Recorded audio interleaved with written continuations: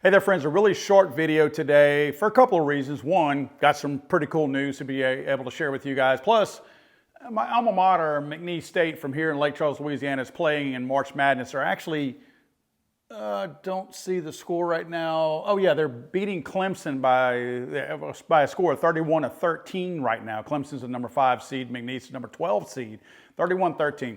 So anyway, I'm watching the game here. Cool game. It's halftime right now. But I wanted to share something really cool with you guys. Remember the stupid ruling that we saw the Department of Justice make a couple weeks ago regarding suppressors, saying that they're not protected by the Second Amendment, which opens up a whole different can of worms, because the fact that they're considered firearms in the first place is really stupid. But whenever you want to officially declare them a firearm and then say that the Second Amendment doesn't apply to them, well, then you can't call them a firearm if you're going to say the Second Amendment doesn't apply, because the Second Amendment would apply if you stupidly stick to your argument of them being a firearm.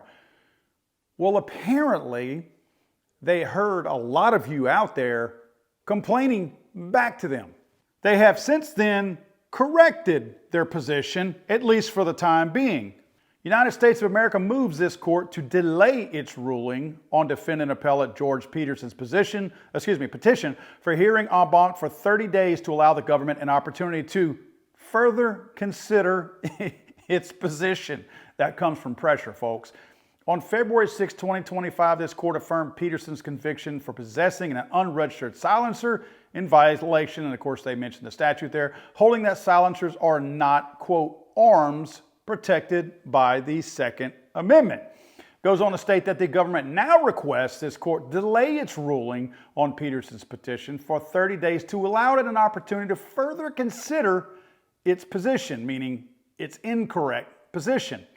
They go on to list the executive order by Trump regarding protecting the Second Amendment and state, in implementing that order, the Department of Justice is reevaluating its litigation positions regarding silencers. And this also applies to suppressors. I think that's great news. Oddly enough, this is at least one of the first times I've ever seen the federal government make a statement pumping the brakes on something they already made a declaration on. So they already had said this a couple of weeks ago, oh, that's not arms, blah, blah, blah, and they're going to let this proceed forward as far as this man being charged with this. And they said, whoa, hold on, let us rethink this. I don't see this very often. I'm sure you guys don't either. They definitely heard the voice of the people, because believe me, they did not do this because they just so happened to be really staunch Second Amendment supporters. They only did this because they received pressure. And word from some inside sources is that people at the very top of the Department of Justice were very pissed off that that was even put out in the first place, stating that suppressors were not protected by the Second Amendment.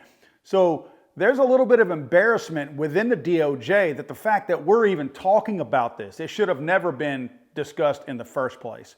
So I think somebody was a little premature at how they put that out prior to, and now that has since been corrected. I believe this is going to end up being a non-issue, of course, because I don't think we're going to see a whole lot talking about this again. But I think that what this is a testament that when we all put our voices together, people are listening. They may not want to give us the credit. And when I say us, I'm talking about the Second Amendment community. I'm talking about social media. I'm talking about emails. I'm talking about comments on X. All that kind of, X is really powerful right now when it comes to this kind of stuff.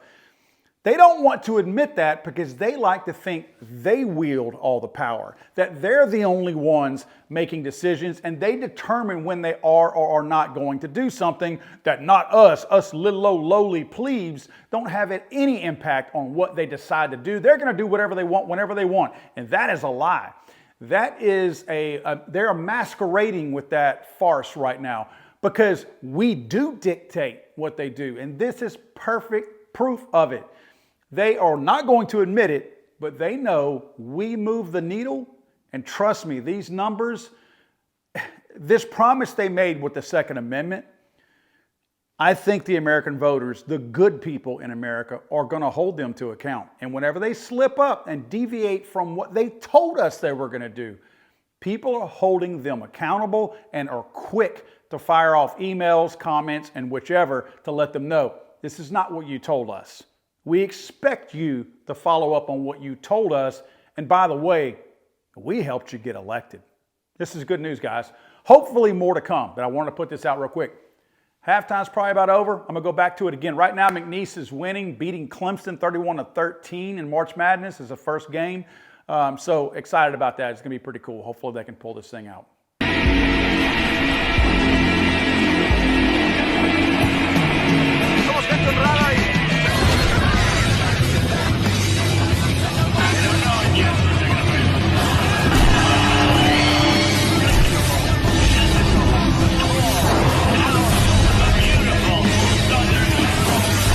I'm sorry, I thought this was America.